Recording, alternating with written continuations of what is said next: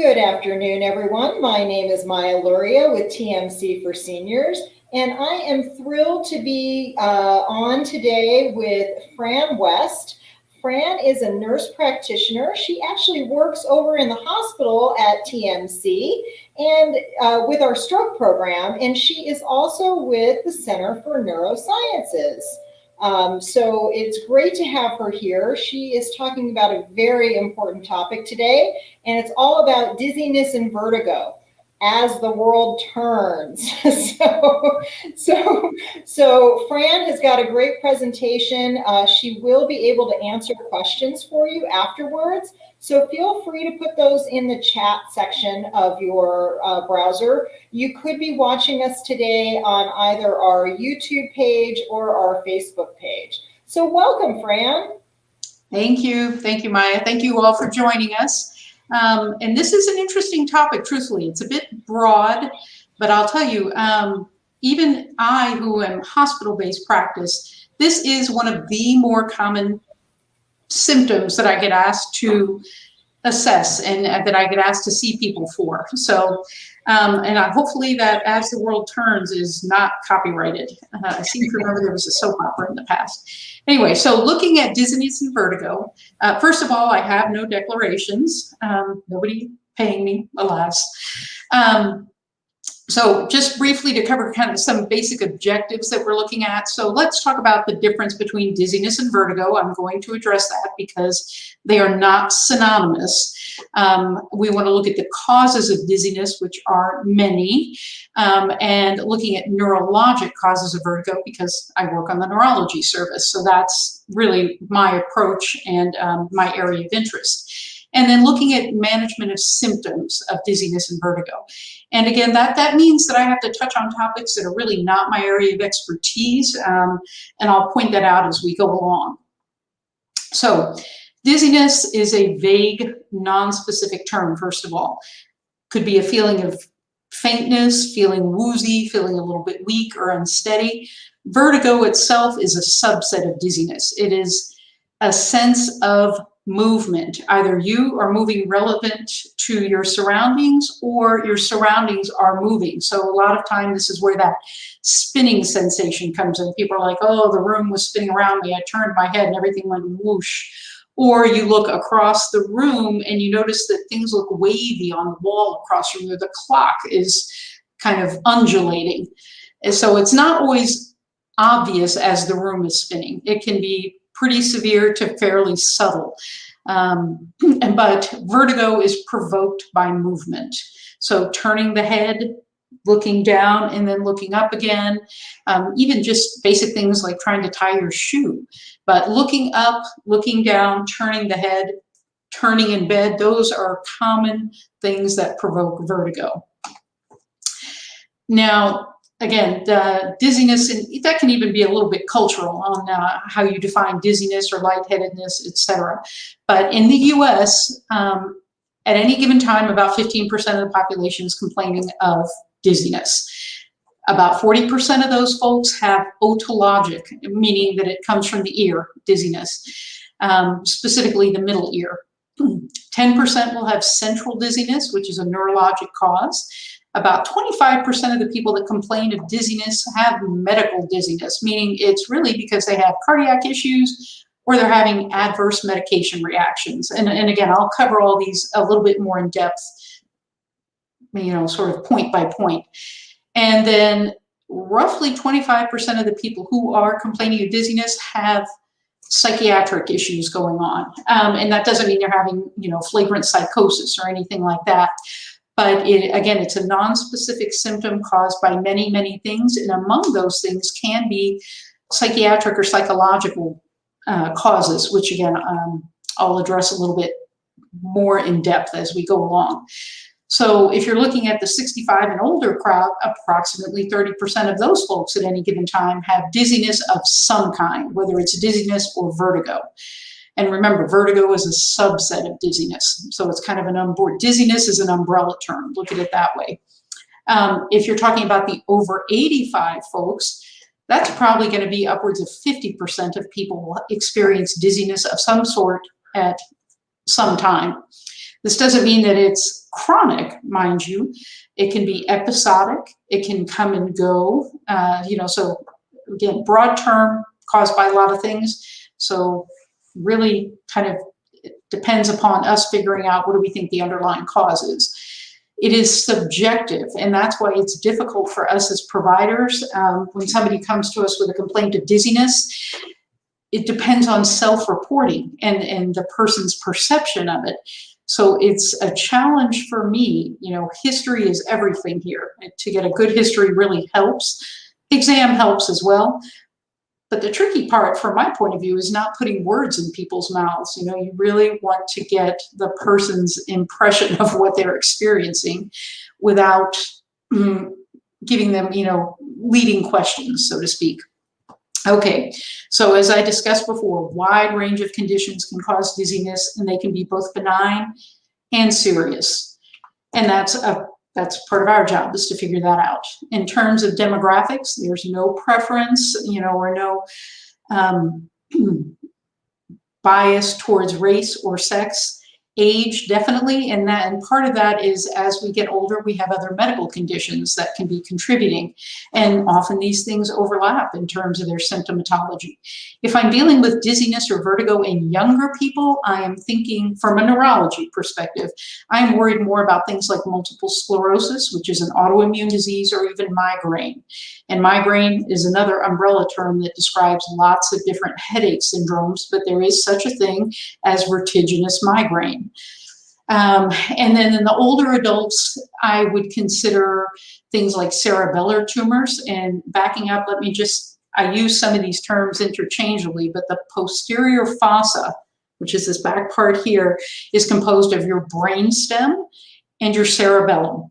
And so in older adults, you can develop tumors in that area.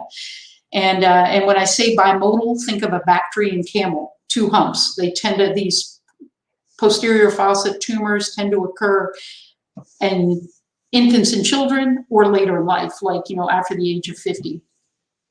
And central pontine angle tumors, that's a specific type of posterior fossa tumor. And the important thing to know is that the pons, which is part of the brainstem, so here's your brainstem, there's this little bulbous thing, the pons, that actually is where the roots of cranial nerve 8 come off. And so the CPA angle, so cerebellopontine angle, is just where the pons and the cerebellum, they come together. And the reason a tumor in that area would be significant is it could compress on the 8th cranial nerve, which is the vestibulocochlear nerve. We'll talk more about that. And that is the thing that connects your brain to your middle ear. So it's important in a workup for dizziness or vertigo that we take those things into account. So the accurate diagnosis of dizziness or unsteadiness, because often people perceive their dizziness as imbalance, kind of disequilibrium, but it's challenging because, again, people have multiple disease processes. They might have high blood pressure, they might have lung disease, they might have diabetes with peripheral neuropathy, they may have prior strokes, and of course then I would want to know where was the stroke and what are the deficits. So there's no cosmic rule that says you only have one issue at a time. So in the elderly, and by that I'm sort of lumping, we have elders and then the elderly, and it's just not the same as it used to be, our definition. So I'm basically going to lump everybody over the age of 65 here. But close to 70% of them are actually having pre-syncope, which is basically near fainting. Approximately 44% of them, so more than a third of these folks have more than one type of dizziness going on.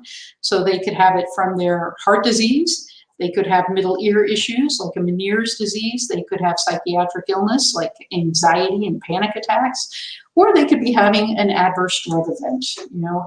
How many of you and how many of the friends, folks that friends of yours, family, etc., are on blood pressure medications? So cardiovascular disease is actually the most common major cause of dizziness. And we're talking about primary care, but what we see in the hospital kind of mirrors that as well. So if I get called for dizziness or vertigo, sometimes I get the consult from a cardiologist because they're like, we've done the cardiac workup and we don't think that's what the problem is. So bearing in mind that when somebody comes in with dizziness or lightheadedness, we're actually more likely to do a cardiac workup first than a neurologic consult. So adverse drug events, which I can't emphasize enough, probably cause at least in probably a quarter of the people complaining of dizziness, the underlying cause is related to their medications. And I'll go over those medications a little bit later, or what some of the culprits are. Now, the reassuring fact is that 90% of the cases that I get called to see in the hospital setting have a non-neurologic cause for their dizziness. So again, I want that to be reassuring. Most of the time, both dizziness and vertigo are not neurologic. So here are some of the cardiac causes of dizziness.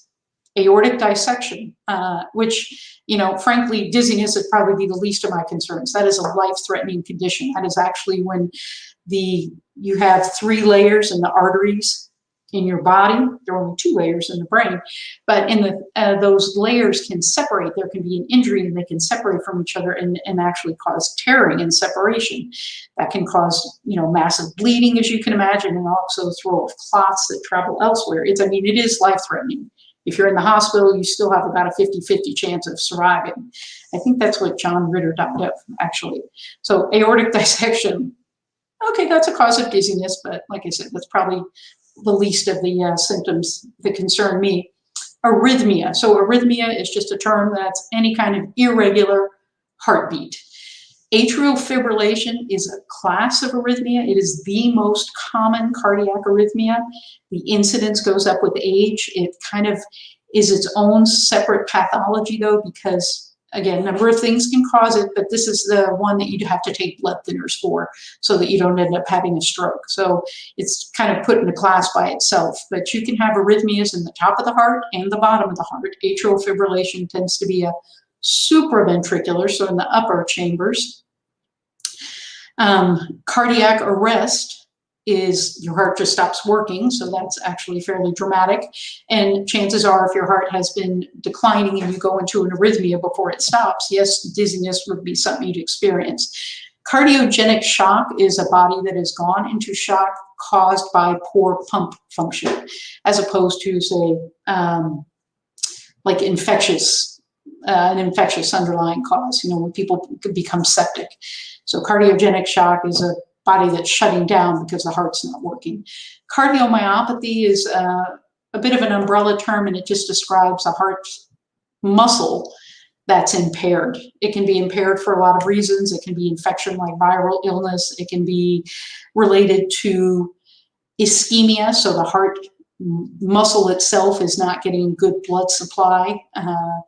Those are probably the main ones. It can be congenital. It can be genetic. You can have a predisposition for it. It can be something that develops just over years and years and years of untreated high blood pressure. But it does affect the pump function. So if your heart pump doesn't work well, that means your blood's not getting to the places it needs to go very well, and that includes your brain. And so that could absolutely be a cause of dizziness or lightheadedness. Not necessarily vertigo, though. We're just talking about dizziness here. Heart attack, yes, again, dizziness can be a symptom of heart attack. That's a heart that's on its way to stopping, unless it gets treated. But it specifically means a heart that is basically under duress because it's not getting good blood supply through the coronary arteries. It can be one of the arteries, it can be all 3 of them. A heart murmur is a sign. It doesn't give you a diagnosis. It's just an indicator of potential valve problems. So valves can be leaky or they can be stenotic, meaning they don't let enough blood flow go past. And that doesn't always mean people have to run off to surgery, but it does need to be monitored, because once that valve area gets too small, or there's too much backflow of the blood so that the heart can't pump efficiently, it's not getting enough flow out to the rest of the body, people become symptomatic. And one of the symptoms, a very common one actually, is dizziness, along with fatigue and shortness of breath. Heart palpitations, generic term, it just describes when the heart is pounding, usually means the heart is also going very fast. People feel like it's going to come out of their chest. That can happen with atrial fibrillation. But when I was talking about those heart rhythms that start in the upper chambers of the heart, Those are just tachyarrhythmias. It can still be regular, you can still have your P wave and your QRS, which means, the upper chambers are talking to the lower chambers, but it's going very fast. And so these are things that are treated with medications. And we'll talk more about those medications. A pulmonary embolus is basically a clot in the lungs. That clot almost always comes from somewhere else, and specifically the legs. And so that's why it's a big deal if you get a clot in your legs that you have to go on blood thinners, because if a piece of that breaks off, it's going to go in the lungs. And since you breathe through your lungs, that's where gas has to be exchanged. That's what respiration actually is. If you cut off the blood flow to the lungs, you can't breathe. And then just shortness of breath. So for that specifically, I'm thinking about when you talk about anxiety and panic attacks, getting back to those kind of psychiatric, psychological things. If you are hyperventilating and you get short of breath and you have those short, shallow breaths, what you're actually doing is blowing off your CO2, and that will make you dizzy. Okay, so looking at the components of balance, just so we recognize that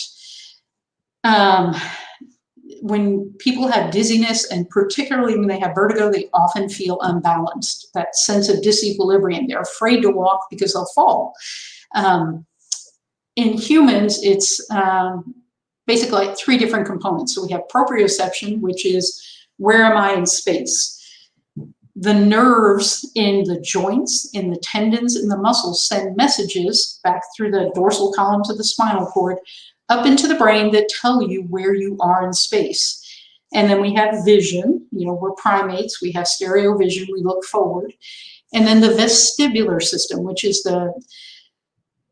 the blending of the messages from the ear, from the middle ear that go to the brain. And this is where that 8th cranial nerve comes in. Now, if you knock one of these out, so say somebody has terrible peripheral neuropathy and they've lost their sense of proprioception, well, that would certainly make you predisposed to falling. That puts you at risk for falling. But if your other 2 systems are working pretty well, decent vision, you don't have anything wrong with your middle ear, and I'm not talking about sensory neural hearing loss, like just that kind of presbycusia that we get, presbycusis that we get as we get older. It's really when there's a true pathology in there.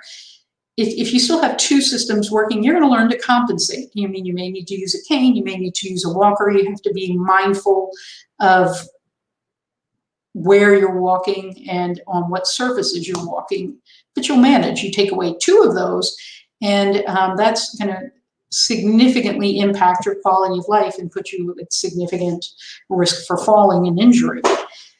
So, but I bring that up because balance and balance problems they're pretty much hand in hand with complaints of dizziness and vertigo. So CN, we always abbreviate cranial nerves as CN, and then we use the Roman numerals because, I don't know, it's just an affectation that started a long time ago. So cranial nerve 8 is the vestibulocochlear nerve. Transmits sound and balance information from the inner ear to the brain. It originates on the brain stem. So remember I was talking about the pons earlier, and the tumors in the back part of the brain can push on that. There are 2 sides. We have 12 cranial nerves. They each have 2, there's a matching set, right and left side. So if it's compressing on that, then it's going to affect the messages you get from that middle ear.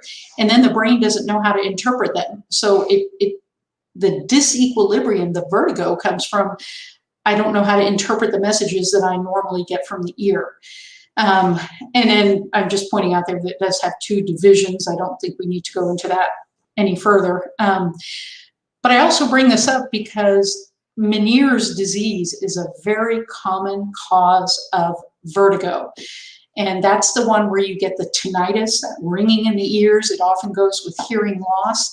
And these are people who have white noise in the background when they try to sleep, like a fan, or they're actually little devices you can buy that make white noise. So it distracts them because that constant sound in the ear can be very distracting to the person.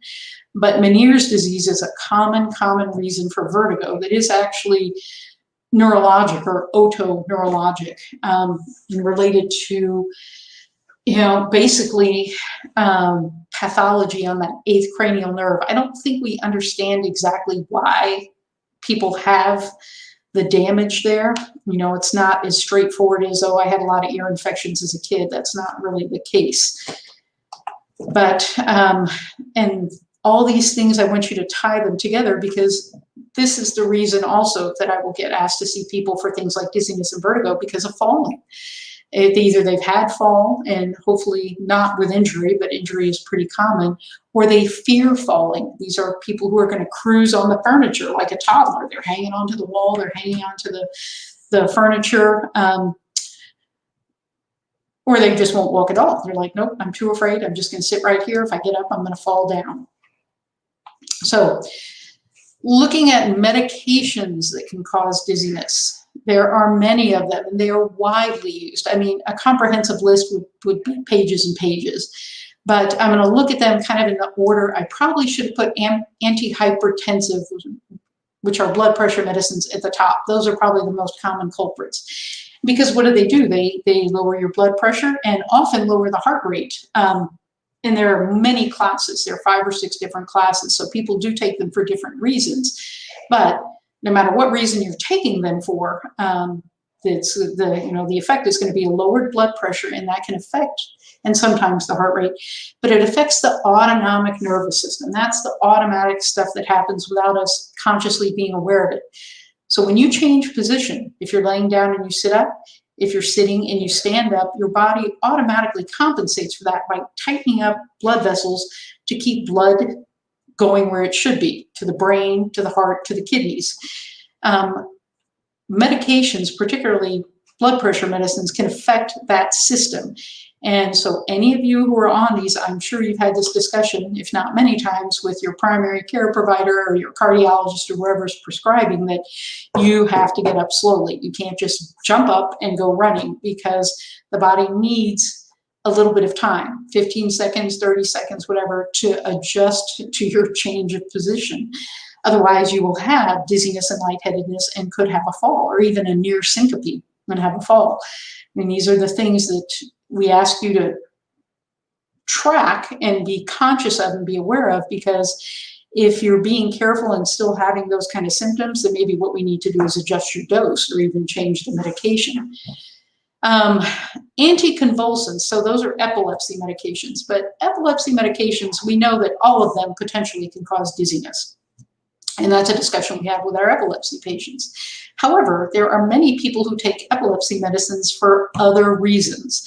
And pain is a big one. So anybody who's ever taken gabapentin for their neuropathy, or pregabalin, which is Lyrica, that's very common for people with chronic pain, particularly if it's nerve-related pain. So any of the neuropathies, what we call the radiculopathies, people who have either neck or low back issues where nerve roots are getting pinched, or even stenosis, where there's compression on the cord itself. So they get taken for that. They get taken for psychiatric reasons, and primarily for mood stabilization. So those might be medications like Lamictal, which is lamotrigine, or Depakote, which is divalproex or valproic acid. And pain itself is not always limited to the neuropathies I was talking about. There's something called trigeminal neuralgia, which is a horrible facial pain that people get, that's treated with carbamazepine. That's the first-line drug for it, and that is actually the old Tegretol. It's an anti-seizure medication. I think Tegretol also gets used in psychiatric care as well, although it's not a first line. Anyway, so again, widespread use of these medications in people for whom they were not originally designed. Antidepressants, so many classes of antidepressants, they get used for lots of things besides depression, certainly depression and anxiety. Pain management, as we discussed, there are ones, atypical ones, meaning they're sort of in a class by themselves, not one of the standard SNRIs, SSRIs, etc. And I won't get too complex down there, but drugs like mirtazapine, for example, get used often for appetite stimulation or for sleep issues, as does a drug like trazodone, for example. But people can be taking things like Cymbalta, which is duloxetine, that gets used a lot for pain, particularly chronic pain issues, and things like fibromyalgia, for example. Citalopram and escitalopram, so Celexa and Lexapro, also get used for both depression and anxiety. Venlafaxine, which is Effexor, that's an antidepressant that gets used for pain management quite a bit. So you can see there's a lot of crossover, but any one of those can cause dizziness. Not vertigo, but dizziness and lightheadedness. So let's see. I think we covered those. You know what? Here we go. Sorry about that. I messed up my order of my slides. And I want to talk a little bit more about pain medications, specifically things like opioids and opiates. So that's going to include your morphine, your hydromorphone, which is Dilaudid, your Tylenol number 3s that have codeine in them. We don't really use Demerol much anymore, but oxycodone, which would be Roxicet or Percocet, and it comes on its own. There's the hydrocodone, which is the, let me think, I'm trying to remember what commercial things there. Well, it'll come to me. But anyway, so those are opiate, and this even includes tramadol as well. So those kind of medications, and then you throw muscle relaxers on them, because sometimes the problem isn't the medication itself, or it might be that's a side effect, but people are often taking 2 or 3. If you have some kind of chronic low back pain, you're often on an opiate, you're often on something like gabapentin, and you're often on some kind of a muscle relaxer. So every single one of those can cause dizziness or lightheadedness. So this is one of the first things I look at when I get asked to see somebody for dizziness, is I look at their medication list and I ask them, when did you get your dizziness relative to when you took your medications? I mean, sometimes it's very straightforward. It isn't always, but those are important questions to ask, and important questions to recognize if you have dizziness. When is my dizziness happening? What am I doing when I feel this? Is it always just a position change? Is it after I've taken my medication? Did I take my medication on an empty stomach? So anticholinergics, that includes a whole bunch of different drugs, and they're used to treat things like bladder problems. When I say bladder problems, it's specifically things like overactive bladder, so people that are on Detrol, things like that. COPD, because it helps keep the airways open, so that's chronic lung disease. And even in Parkinson's disease, because it helps with some of the motor symptoms. It's not a first line, but it can often be used with the carbidopa-levodopa, the Sinemet that they typically take for the motor symptoms. So once again, you're talking about polypharmacy, and that's probably the biggest issue with these medications. Is most of the time they're not being taken alone; they're being taken with a whole bunch of other things, which comes back to that question of what are the underlying medical issues that this person has. And then even some antibiotics and chemotherapy agents can cause dizziness. The happy note I want to add in here is that for many of these medications, if they start you at a low dose and they titrate it, they adjust the dose slowly, most of the time your brain is going to get used to it. And then just a little bit of, sort of common sense and think of safety first, which is don't get up fast and don't, start running from zero. Let me back up a little bit. Let's talk about peripheral versus central vertigo, because that's really where I come in. If somebody's asking me to see somebody for dizziness or dizziness/vertigo, because even the people who send me consults don't always make a distinction between whether they have dizziness or whether they have vertigo. Peripheral vertigo from my perspective, from a neurologic perspective, is basically not the brainstem, not the cerebellum. It has nothing to do with the central nervous system. So peripheral is characterized, and these are kind of generalizations, but they hold true. Sudden onset. It's paroxysmal, so it comes and goes. If it's associated with hearing loss or tinnitus, I want to be thinking about Meniere's disease. If there is nystagmus, and nystagmus really just describes beating movements of the eyes. And it can be suppressed by focusing the gaze. So we call it gaze fixation. So if I take someone's head and I turn it really fast to the right, or I turn it really fast to the left and then bring it back to neutral, I'll see beating eyes in a peripheral vertigo, and it'll beat to the side where the problem is. Most of the time when people have a middle ear problem causing their vertigo, it's unilateral. It's coming from one side or the other. Some people have it on both sides, but most of the time the problem is on one side, and that can help me determine that. And also that nystagmus, that beating, is fatigable. If I'm like, all right, look at that point across the room, it'll stop. Or even if I just keep the head turned, it'll fatigue itself and it'll stop. If it's a central vertigo, that doesn't happen. And then there's this fear of falling where they feel unbalanced, they have disequilibrium. Like I said, they're kind of cruising on the furniture, they're using the walls to walk, but they are not ataxic. Ataxia is a technical term that describes an incoordination and a disequilibrium that you can't overcome. So these are people who do walk like toddlers. They have a wide base gait. When they sit up, they actually have trouble holding their posture. They can't, their fine motor skills are not there. It's not particularly subtle, although it can be, and which is fortunate, because then you figure, you know, like if I have somebody who has a stroke who has ataxia, if it's pretty subtle, then I know they're probably going to have a good chance of recovery. But the folks who have peripheral vertigo, who have dizziness, are not truly uncoordinated. They just feel like they're going to fall. They're worried about falling. But if you took away the dizziness or you took away the vertigo, they would be able to complete their normal tasks of daily living without assistance. Whereas somebody who has a true ataxia, even if they're not complaining of vertigo, they're still clumsy, they're still uncoordinated, and they still have trouble walking. Okay, so brain causes of vertigo. Poor cerebral blood flow. So if you have atherosclerosis, you know, if you've got hardening of the arteries that include the arteries going up to the brain, then that can cause symptoms of both dizziness and vertigo.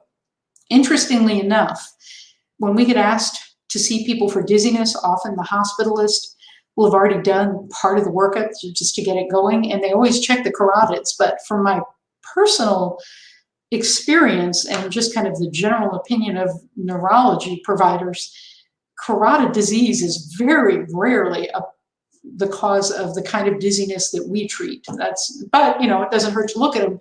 But from a neurology perspective, I'm way less concerned about the carotids, which are the two arteries in the front of the neck, than I am the vertebral arteries, which are the two in the back of the neck, because those join together and form the basilar artery, which runs along the brainstem. So that's high rent territory. And it's also what feeds the cerebellum and, you know, this whole posterior fossa. So I'm far more concerned about circulation to that area than I am the front when dizziness is the question. Tumor, we talked about tumor. Multiple sclerosis, which is an autoimmune demyelinating disease. That means it strips the coating from the neurons that affects the central nervous system. If it affects the peripheral nervous system, which can also give people kind of a sensory ataxia, sensory clumsiness, that's Guillain-Barré. Normal pressure hydrocephalus. So I have a slide where I'll cover that a little bit more. That's a condition where, I mean, the name pretty much says it all. It's normal pressure. There's not increased intracranial pressure. If we actually do a tap on them when we measure the opening pressure, it's going to be normal. But they actually still have too much fluid that's causing compression, that's causing their symptoms.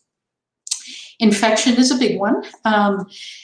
It's not common, but I would certainly want to check for it if I'm being asked to assess somebody. Infection is always important to look for. And intoxication. Okay, I have an ER background. I used to see a lot of people who were, they would tell me they're ataxic, and then I'd look at their alcohol level. I'm like, well, you don't walk very well after you've had, 5 beers either. And let's face it, the stuff that we see in the ER, it's usually a lot more than that. So some kind of intoxication, whether it's alcohol, street drugs, etc. Never forget to look for that. So central vertigo, gradual onset, with the exception of stroke, although, stroke can be one of those things that if the problem is not good blood flow, you can have symptoms that come and go or wax and wane. So that's not written in stone. But generally, like, for example, if it's that cranial nerve 8 involved and you're talking about a Meniere's disease, then that is a more gradual onset over time. It is constant. It doesn't go away. It might wax and wane in terms of severity, but it's not going away. It is there all the time.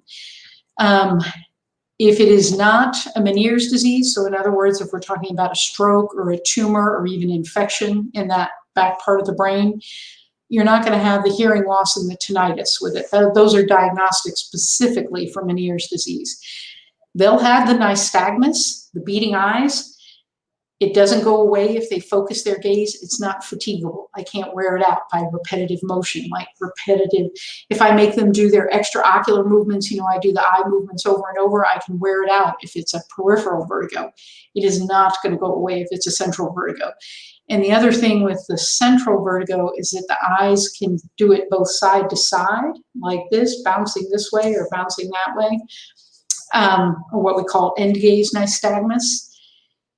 But in central vertigo, you can also get upbeating. You can get what we call vertical nystagmus, or even kind of a rotational. If you really want to look at that, because it is kind of interesting, there are plenty of YouTube videos that'll show you that. Postural instability, frequent falls while walking, because again, these people have a true ataxia. They're clumsy in everything they do, and it's not just walking. So they have a hard time actually maintaining their posture. Even truncal ataxia is what it's called. They'll sit up and they'll wobble. They look like little weebles. If we do some basic testing, like finger to nose, having them take the heel of one foot, rub it along the shin on the other side. These are all common tests for us. They're tests of cerebellar function. These folks won't be able to do it at all, or if they do it, it's going to be very discoordinated or uncoordinated. So all those crazy things that we ask you to do on a neuro exam, there's a reason for them. And just so you know, the field sobriety test, they took all those things from us. And the reason being that alcohol is a central nervous system depressant, and it will affect cerebellar function probably before even cortical or, in the upper hemispheres. So that's why they do all those things we do. Tandem gait, where you have to heel-toe walk, the finger to nose, etc. They took those from us. Okay, so when I'm asked to see somebody about dizziness, one of my first questions is, how old are they?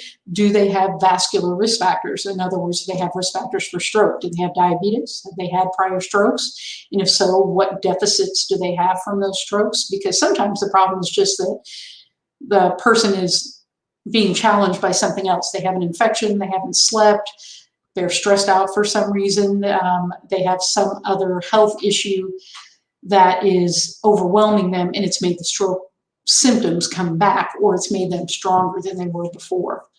Do they have heart disease? All those things that we talked about in the heart, like I said, dizziness itself, I would want to know what's going on with their heart before I'd worry about a neurologic cause. Vertigo, and then I actually am looking at it more from a neurology perspective. Heart conditions don't cause vertigo. They can cause dizziness, but they don't cause vertigo.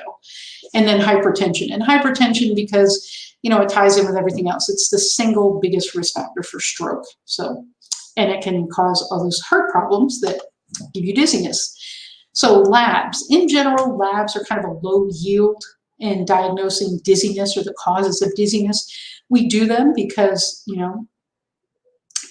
I guess one thing that could cause a dizziness or lightheadedness, but not vertigo, would be somebody who has terrible anemia. If they're acutely anemic, like they have a GI bleed or something. In other words, they're bleeding in their stomach or their intestines.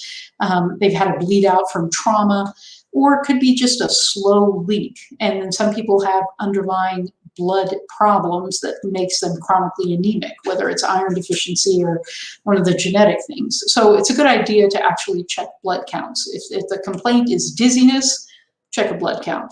It's a cheap test, and it can be useful for other reasons too. A comprehensive metabolic panel is basically looking at electrolytes and kidney function plus liver function. So, if there's low-hanging fruit, do the test. So even if that's really not the cause of the diagnosis, you might uncover something else that needs to be addressed. Vitamin deficiencies in this country are fairly unusual, particularly the B vitamins, and B12 and folate are B vitamins, as is thiamine. B12 is a culprit for a lot of neurologic symptomatology, particularly neuropathic type symptoms. However, unless the person has a history of some kind of maybe they've had gastric bypass surgery, maybe it's a heavy drinker, they're missing, maybe it's genetic, they're missing that intrinsic factor, which is something you need to absorb dietary B12. Other than that, it's pretty darn hard to be deficient in any of the B vitamins in this country because all of our grain products are fortified. I think our orange juice is as well.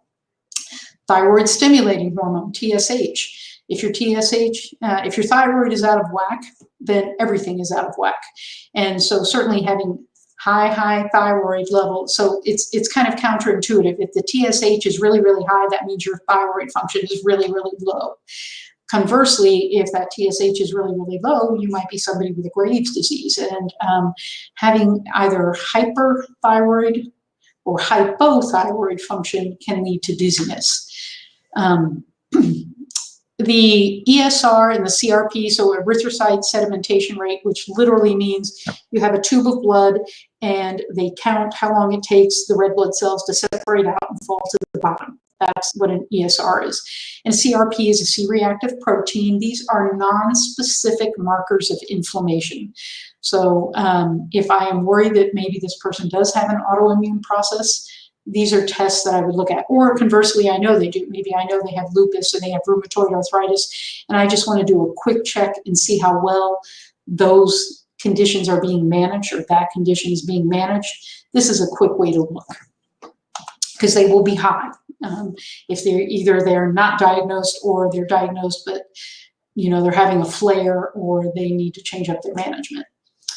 Okay, so there is actually currently no really validated decision tree for us on imaging with vertigo. So in the hospital, coming from the perspective of, you're asking me to evaluate somebody for a posterior stroke, because that's usually what I think they're concerned about, that this person had a stroke, then I am going to first start with a CT of the head, because that will tell me right off the bat, does this person have a bleed somewhere? It's a fancy x-ray, so it'll tell me right away if there's bleeding. Or is there something like a space-occupying lesion, meaning a tumor? They have something like that going on. If I see anything in that abnormal in that CT, or if I find something on my exam, because in neurology our exam counts for a lot. So if I see anything that makes me question what's going on, I am going to go on and get an MRI, because that is the best way to look at the brain structures. So again, I can see white matter lesions that might make me think of multiple sclerosis, although you can see white matter lesions in people who have high blood pressure and in people who have migraines. It's kind of how many do they have and where are they? What's the pattern? And most of the time I'm also going to use, if I'm worried about stroke, I don't need to use contrast. If I'm worrying about another process, like infection or some kind of autoimmune disease, I'm going to use contrast, because that dye is what tells me whether I've got active lesions or metabolically active process going on. So if I want to look for infection, if I want to look for lesions, and that includes cancer, by the way, then I need the X-ray dye. Well, it's not really X-ray dye, it's gadolinium, which is specifically used for MRIs. Okay, and then I am also going to do either an MRA or a CTA, and the A always stands for angiogram, and when you hear angiogram, that means we're looking at blood vessels. So some of you may have had cardiac angiogram, so it's looking at the coronary arteries. Anyway, so I'm going to look at the vessels. Basically, from my point of view, the important thing is to look at them from where they come off the heart, so at the aortic arch, all the way up into the brain. And particularly if I'm being asked to assess somebody with a vertigo, I want to know what the vessels in the back of the neck look like. And here's a good reconstruction that'll show you this. I love these pictures. So posterior circulation stroke syndromes, and there are books written on them, there are a bunch of them, but they are less common than the strokes that hit people up in the hemispheres, but they tend to be rather more serious and can be actually devastating. It can cause things like locked-in syndrome. So this is a schematic done with dye where they've reconstituted the vessels to show you what they look like. So down at the bottom, you see the arch right here, and these vessels that come off, so this is the innominate, and this is both the carotid and the vertebral artery on the right, because this is like looking in the mirror. So the right side is on the left side of your screen, and the right side, and the left side is on the right side of your screen. So anyway, so these are the carotid arteries that go up. This is about where they go into the skull. Middle cerebral artery, anterior cerebral artery. This is what's called a circle of Willis. This is at the base of the skull and kind of is a backup plan. It connects the blood vessels. So if something goes down, in theory, you could get blood flow coming across from the branches on the other side. And sometimes that does happen in reality. The things that are important to me for vertigo, though, are these. These are the vertebral arteries. So on the right, it comes off the innominate. On the left, it comes off the subclavian. You can see that left carotid comes off the aortic arch. Probably more anatomy than you wanted. But anyway, these vertebral arteries come up, and this is the basilar artery right here. And so where they join together to make that basilar artery is about where they go into the skull. And again, that is high rent territory, probably only about 3 centimeters long, but that's your brain stem. And, you know, we don't function well. You can't really live without your brain stem functions.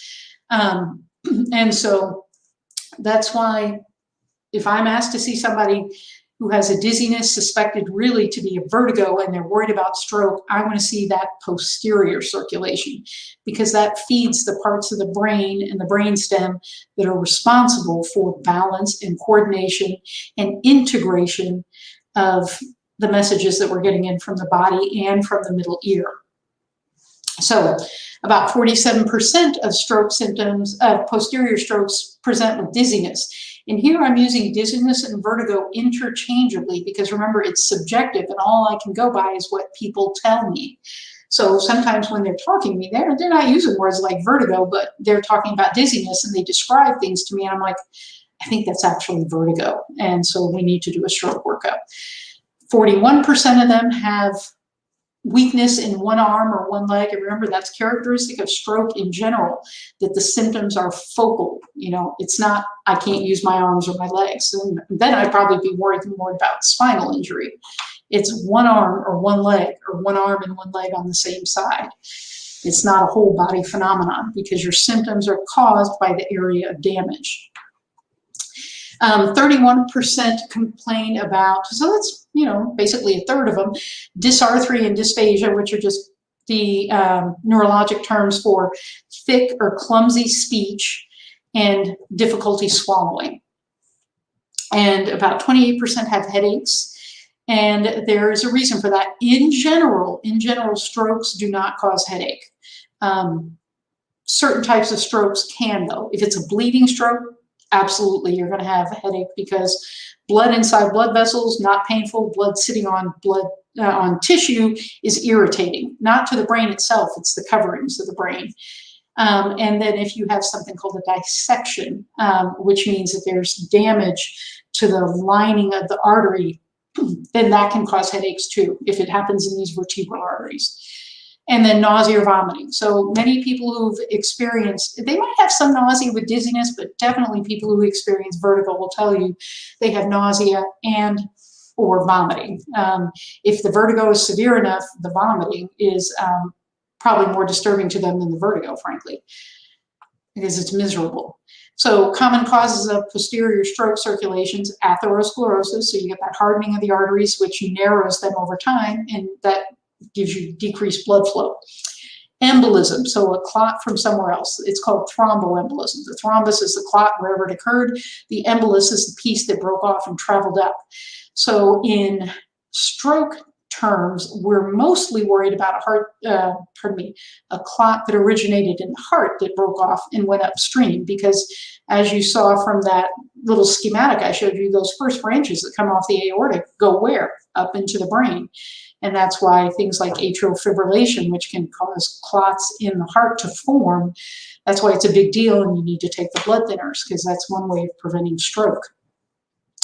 You can also have the atherosclerotic disease in the major arteries or damage to those arteries, which is what dissection is, damage to the wall of the artery, and that can cause clots to form that will then get showered up.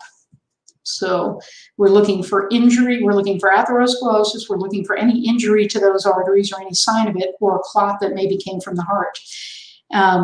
And if anybody has ever been through a stroke workup or have family members that have been, if you wonder why we do all that cardiac workup, that's because probably a third of strokes are actually originate in the heart. And that's why we do the ultrasound of the heart and put the monitor on and all that other stuff. So from a neurology perspective, I do want to consider autoimmune disease. So things like giant cell arteritis, or what they call temporal arteritis, that's a type of vasculitis, and it is autoimmune. It's the body attacking itself. And once it's diagnosed, it's very treatable, but the treatment is steroid. It's prednisone, and prednisone for a long time. I mean, the typical course of treatment is going to be at least a year, sometimes longer. But that vasculitis, where you get the inflammation and you get changes in the arteries themselves, can cause a stroke too. And so these are folks, I mean, I never even consider this condition unless the person's over about 55, because it simply doesn't occur in younger people. Maya was asking me earlier about some of the things we see with COVID, and this is a complication of COVID at any age. I've certainly seen it in people in their 40s, as I was telling her, is this vasculitis. It's a secondary, these people's immune responses have been ramped up and everything, and sometimes that's what happens, is then the body turns on itself. So I would add that up there as another risk of COVID infection or post-COVID infection, is vasculitis that can lead to a stroke. We have definitely seen that happen. A Chiari malformation, there are 4 different types, and it's something you're born with. And basically what it means is that the cerebellar tonsils, the little cauliflowers, actually herniate down through, there's something called the foramen magnum. It's the big hole at the base of your skull where your brainstem comes out and becomes your spinal cord.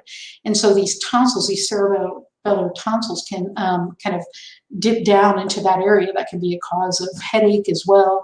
It can be associated with a lot of genetic, syndromic things and congenital stuff. So there's a spectrum, There are probably plenty of people walking around who have it who don't really know it. But if it does need to be treated, then they can do decompressive surgery, where they actually go in there and just widen the foramen magnum. Or in the case of hydrocephalus, where there may be something blocking the circulation of cerebrospinal fluid, then we put a shunt in. And these are not small surgeries. So, the workup is rather extensive, and it's a big commitment to do the surgery and live with a shunt in particular for the rest of your life. We talked earlier about, multiple sclerosis, Parkinson's disease, and the Parkinson's I bring up because a very common problem with Parkinson's disease, particularly as it advances, is autonomic dysfunction. So this is where those internal mechanisms that sort of regulate blood pressure, blood tension in the arteries, and maintain, not really heart rate, it's really the blood pressure. Parkinson's patients are notorious for dizziness, lightheadedness, but what happens to them is they stand up and their blood pressure drops like a rock. And it's difficult to manage because, they may actually also have high blood pressure as a whole separate disease process. And what happens is we put them on medications to maintain their blood pressure so they can have some kind of quality of life, so they can get up and stand up and walk and do things without fainting. But the problem is, of course, we'll put them on midodrine or a type of there's something called fludrocortisone, which is a type of steroid. And there are a couple of new ones out now, but those are the typical ones that are used that help maintain their blood pressure when they're up and about. But if they lay down and they're supine, just laying in bed or in a recliner or something, then their blood pressure is like 200. So not all of these things are easy to manage, but what Parkinson's disease is, that autonomic dysfunction is a very, very common cause of dizziness.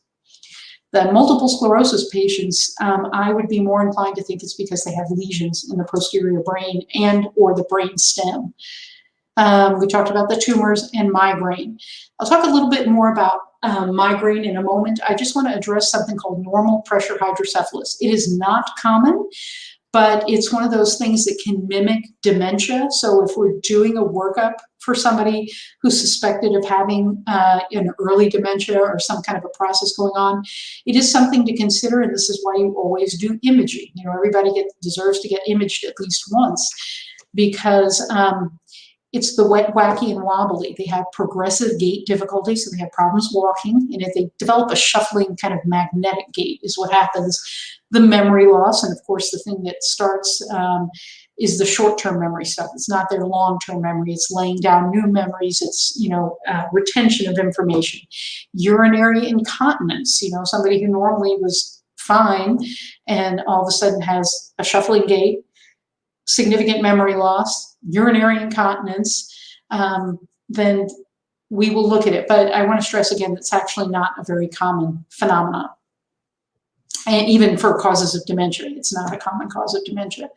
But the treatment, so the way we diagnose it is to actually do that lumbar puncture, which is a spinal tap, look at the pressure. What does their imaging show? Do they have large ventricles relative to the rest of the brain? And you can do what's called a therapeutic tap. We do this in the office. As you do a tap, you take off a fair amount of spinal fluid, you get them up and walk them and see if their symptoms got better. If their symptoms actually get better and then gradually get worse again, that is something to us that indicates this might be somebody who really does have normal pressure hydrocephalus. Unfortunately, the treatment is pretty darn invasive. They have to have a shunt, and the shunt, you know, that's brain surgery. So it's got to go into one of the ventricles of the brain. There's a little reservoir that's outside the skull, you know, so they have to take off the skull, put that in.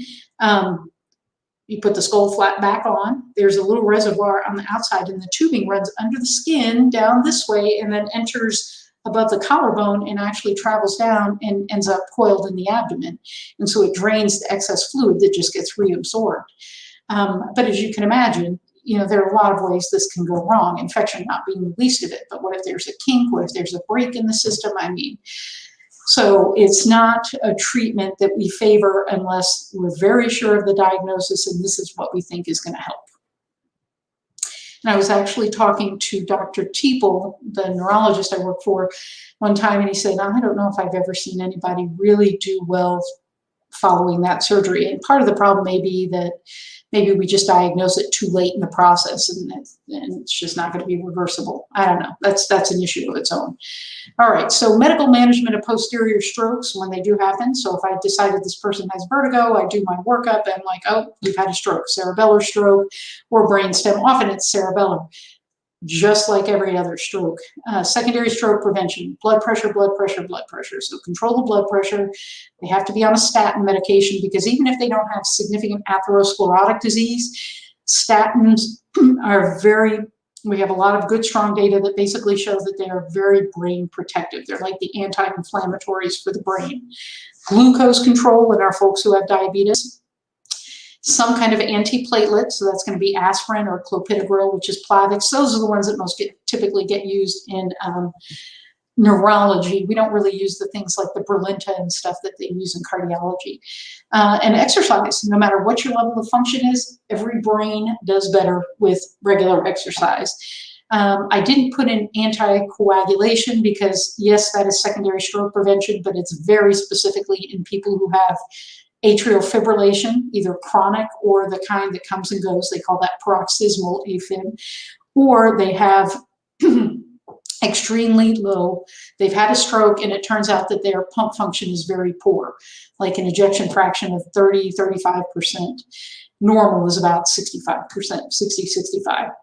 In those cases, those people, and again, it's not if you have an EF of 30 or 35 and you've never had a stroke, it's the ones who've had stroke. They will need to take anticoagulation. Excuse me just a moment, my allergies are killing me. Okay, so looking at, I just want to touch back on migraine because migraine is a common complaint. And often migraines get better with age, but they don't always. So if there are migraine sufferers out there, most of them have probably had dizziness as one of their side effects, so to speak, or one of their symptoms of migraine at some point. But there is a migrainous vertigo or a vertiginous migraine, however you want to look at it, or what they call a basilar migraine. And it's a difficult diagnosis. It's a diagnosis of exclusion. You make sure it's not anything else, and certainly ruling out the more serious things like stroke, et cetera. It's really a challenge to pinpoint, because that vertigo that's really part of the migraine syndrome. And remember, headaches are neurologic syndromes. They are neurologic disorders. So the vertigo can be an aura. It can happen before you ever have a headache. It can happen with the headache, or it can happen after the headache. So it is actually important that people keep some kind of a headache journal or headache diary to help us better pick up the pattern in order to get this diagnosed and treated properly. And of course, people can have vertigo entirely unrelated to their migraines. So just because somebody has some migraines and we know they have migraines and they're being treated for them, the fact that they have vertigo, you shouldn't automatically assume that it's related to the migraine, particularly if that wasn't part of their pattern when you first diagnosed them. But if that is indeed what they have, you treat it like every other migraine, so you follow the guidelines from the International Headache Society. There are certain drugs that we might prefer over others for them, and I won't get into those kind of details here, but looking at symptoms. So what do we use to manage symptoms? If you have vertigo, we are looking at antihistamines, and really something like meclizine, like a first generation. You can even use scopolamine, actually. So what are those things that they're used to treat motion sickness, right? And you can think of vertigo as a type of motion sickness, really. So anticholinergics would be a scopolamine, a little patch that goes out there, like people who are bad sailors wear them. Benzodiazepines, and when I have diazepam here, I'm speaking specifically of Meniere's type of vertigo. Low-dose diazepam works quite well for those folks. Phenothiazine, so that's going to be promethazine, prochlorperazine. In English, what that means is Phenergan and Compazine. So those are common medications used to treat nausea, and that can be used to treat the nausea associated with vertigo. It actually has some direct effect on the vertigo symptoms. And in fact, if you have a vertiginous migraine with nausea and or vomiting, in neurology, we actually favor Phenergan. We seem to get kind of more bang for our buck with that particular medication. Ephedrine, which is something you will see in a lot of allergy remedies. It's a stimulant, and it causes vasoconstriction. So if there's any kind of symptomatology going on in that middle ear, or if it's sinus related that's affecting the middle ear, that can help, because again, you get some vasoconstriction. It helps with inflammation, helps with irritation. Most of these medications, though, are not really ones that I would want people to be taking regularly or frequently at all because of the side effects. I mean, these are things that can cause dizziness. They may help with vertigo, but they can cause dizziness, they can cause sedation, etc. So again, if I'm going to use them, I'm going to use them sparingly.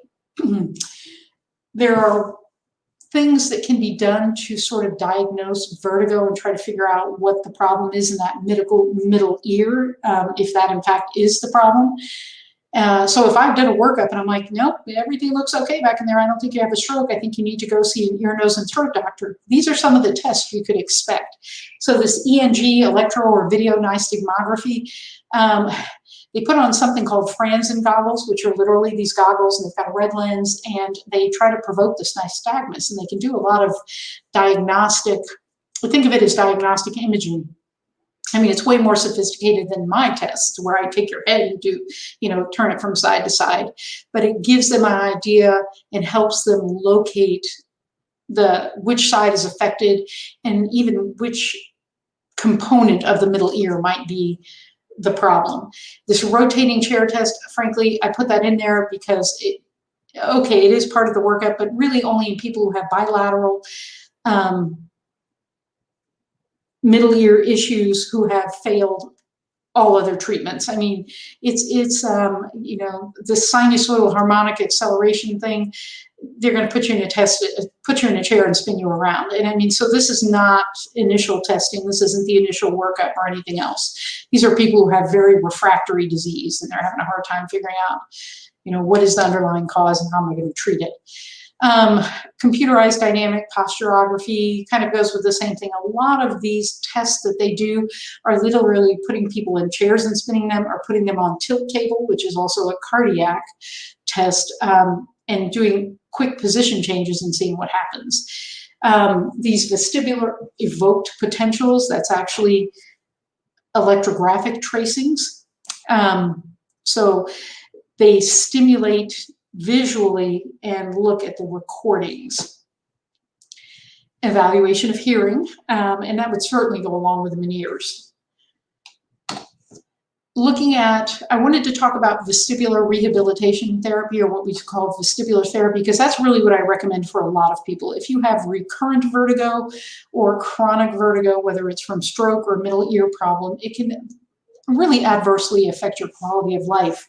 But again, those medicines that we use to help with the symptoms are not a free lunch. They have issues of their own. So I like to look for non-pharmacologic ways to manage symptoms.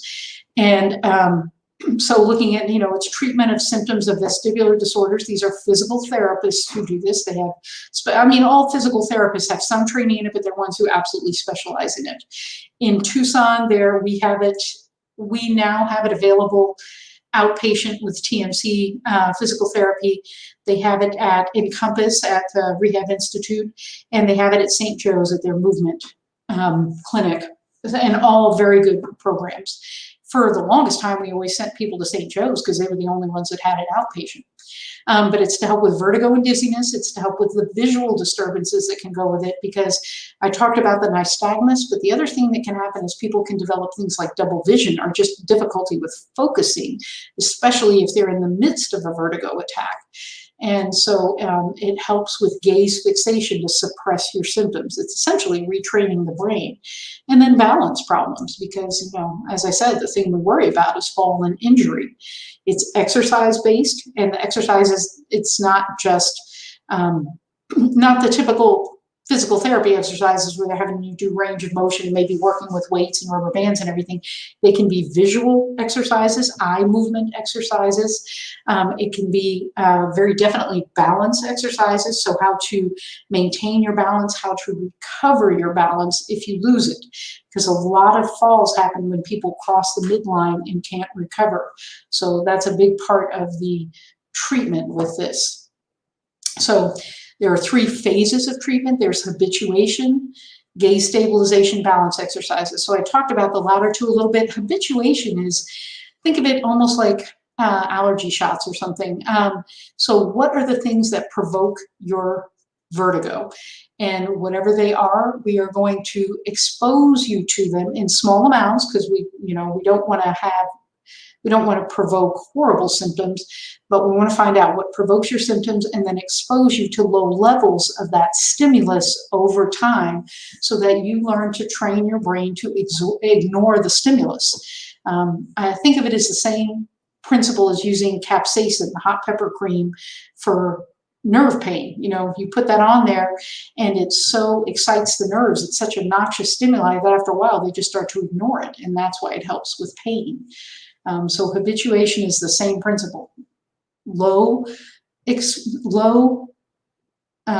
doesn't have to be frequent, although I think frequency does play a little bit of a role, but periodic, regular exposure to the stimulus for your vertigo, so that you can learn to overcome it and teach your brain to ignore it. The gaze stabilization, like I said, there's gaze fixation, where we teach you to focus on a certain point so that it helps the eyes stop doing their abnormal movements. And it also helps suppress the vertigo symptoms. And there are different eye movement exercises. It's not all gaze fixation. They're actually eye movement exercises. And then the balance exercises can be anything from literally learning how to sit and stand, learning how to walk. And if you have to use a cane or a walker, they're going to take that into effect as well. And in fact, early on, they're going to insist on that, because until you have advanced in the therapy, you're still at risk for falling. And depending on your degree of vertigo and how chronic it is, you may always need some kind of assist device. But the idea is that we're going to minimize the risk for falling by helping you balance better, get better core strength, and learning how to recover if you feel that you are losing your balance. I think that's about it. I put this little thing in. It's a leftover from a different talk I gave, but I thought it was so cute. And it's just to emphasize that regardless of the underlying, whatever your level of function is, and regardless of what your underlying issues are, and specifically your underlying neurologic issues, whether it's chronic vertigo, recurrent vertigo, stroke, etc., you always do better with activity. It's brain healthy, it's body healthy. So I would encourage everyone to find an activity they like and do it. Okay. Thank you so much, Fran. Wow, there's a ton of information there for us to digest. I've got a couple of questions that came up. One was about the crystals in your ears being out of place causing vertigo. Could you address that? Absolutely. Thank you for bringing that up. I didn't realize until I'd gone through this that that's actually one of the key things that can cause peripheral vertigo that I didn't even talk about, probably because I'm neurology. But what happens is in the middle ear, there are what are called semilunar canals. So think of them like little crescent moons. That's not exactly what they look like, but there are 3 of them. There's a posterior, a transverse, and an anterior. In humans, we hear through air conduction. So in our canal, in our ear and going through the middle ear, we have these little hairs that are called cilia. And that keeps the sound wave moving towards the middle ear, and then that transmits the signal to the brain. In those semilunar canals, there are crystals. They're called otoliths. And there are things that can cause those to move out of position. Head trauma can do it. You get a fast blow to the head. It can actually cause one of those crystals to fall from one canal into another, often from the posterior one into the transverse, the middle one. Having a cold, having congestion, sinus issues can affect those. The other thing that happens to them is if it moves out of position, it doesn't have to fall into another canal, but it can lodge up against the base of one of those hairs, which is why I brought them up. And so what it does, here it is at the base of the hair, and it's just constantly stimulating it. And the brain does not know what to do with that information. And so that absolutely can cause vertigo. And the way that gets treated is with something called Epley maneuvers. And I've actually had that work. If I see people with what I think is that type of a vertigo, that peripheral vertigo, it's a series of maneuvers basically where you turn the head at an angle to the body and you rotate both the head and the body 360, but still maintaining that angle relative to each other to try and either get that little crystal to roll away from the hair or to get it to drop back in the right canal. And again, I've had it work, I've also had it not work, and I've definitely had people throw up on me. But it makes their symptoms acutely worse. I mean, they're miserable when you do this, but if it works, it's instant relief. So it's a fabulous thing. And that's really more in the scope of ear, nose, and throat, or even primary care, but that's how come I learned it, because I'm originally, I trained in primary care and I used to work ED. It's difficult to do in people in hospital beds, so I've really never done it outside of the emergency department, but it can be very helpful for people who have chronic vertigo. I can remember we had a patient years ago that we actually trained her family member to do it because she just had this chronic recurrent vertigo, and that helped her. Wow. Actually allowed her to continue to work and have life. Right. Wow. Thank you. That's great to cover that. Somebody asked about lower back spine surgery. Can that cause dizziness during the healing from the surgery? It wouldn't cause any dizziness related to, say, a central cause. And part of it is, remember, the lower back is actually not central nervous anymore. Your spinal cord actually ends anywhere from about T12 to L2. It varies from person to person. And so when you're talking about the lumbar spine, those are actually all peripheral nerves.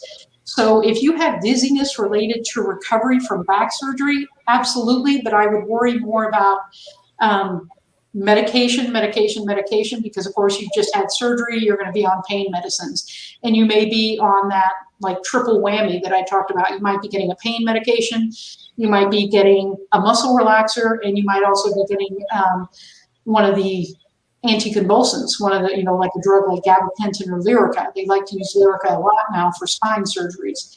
And also, what was your previous level of function? If you had a bad back enough that you needed to have surgery, you may not have been up and around too much beforehand. And so now that they're starting to increase your mobility and get you around, maybe a little bit orthostatic too, meaning that when you first stand up, your blood pressure drops a little bit. You know, you have to learn to accommodate position changes and the increase in activity. So it could be any one of those, or probably a combination of them. Okay. And is there a time when you've got, maybe when you're having something that's more than a dizzy spell? How do you know if you should be concerned, I guess?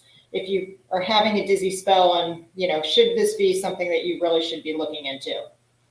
Well, there are a couple of ways to look at that. I mean, I always say err on the side of caution, because I'd rather have a negative workup, you know, that's always useful too. It's good to know what you don't have than miss something.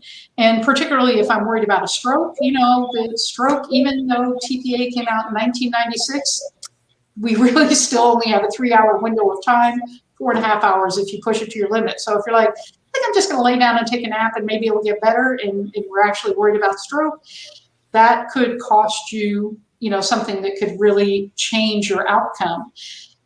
So that's believe it or not, that's a little bit of a complicated question. So is this somebody who has a history of dizzy spells for whatever reason? Is it your typical one that you know is going to go away in, you know, a few seconds or a few minutes? If it's your typical thing, then I don't know that I'd necessarily worry about it unless it went on longer than usual, you know, because that's not typical. So anything that's a change in your pattern, if it presents a different way, if it's lasting longer, if it's more severe, then it's worth checking out. If you are somebody who has risk factors for stroke, if you have high blood pressure, if you have diabetes, if you have cholesterol issues, if you've had a prior stroke, if you've ever had a heart attack, I think you should get it checked out if it's not something you typically have, you know, if it's something you've not suffered with, and especially if it didn't go away in a couple of seconds. You know, it's one thing if you stand up and you get a little bit dizzy or lightheaded and you just stand there for a few minutes and you get your sea legs and you go on and you're fine. But if you stood up and you got dizzy and you said, oh, never mind, I sat back down, and it didn't get better, I would get that checked out.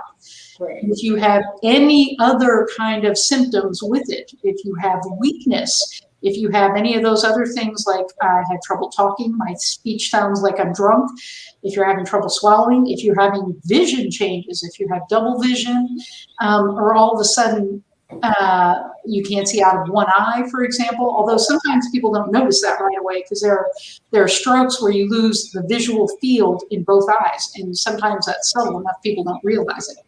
You have numbness somewhere that you don't typically have it, like especially on one side of the body. Anything like that that goes with your dizziness should be checked out.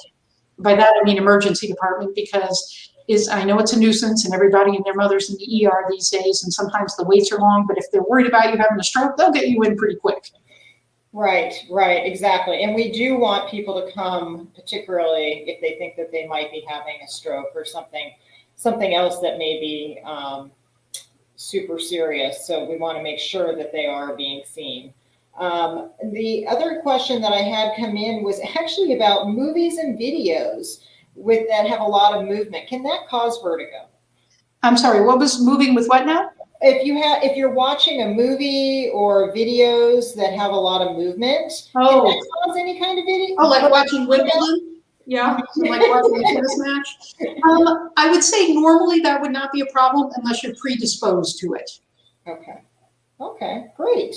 Well, good. Thank you. That was all the questions I've got. We are continuing on this month for no falls and how falls can be prevented. So our next talk is going to be on September 21st. It is Ready, Steady, Balance, Fall Prevention Tips. And it is going to be with our physical therapists who are balance specialists over at the TMC Adult Outpatient Therapies that you spoke about, Fran.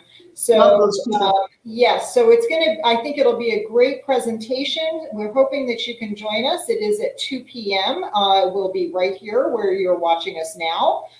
So we look forward to having our adult outpatient therapies at that time. I know somebody asked where we offer that, and I did put that into the chat already as well. So you'll learn more about them next week. So I just want to thank everyone for being here, and thank you, Fran. We really appreciate it. Thank you. Always a pleasure. Thank you.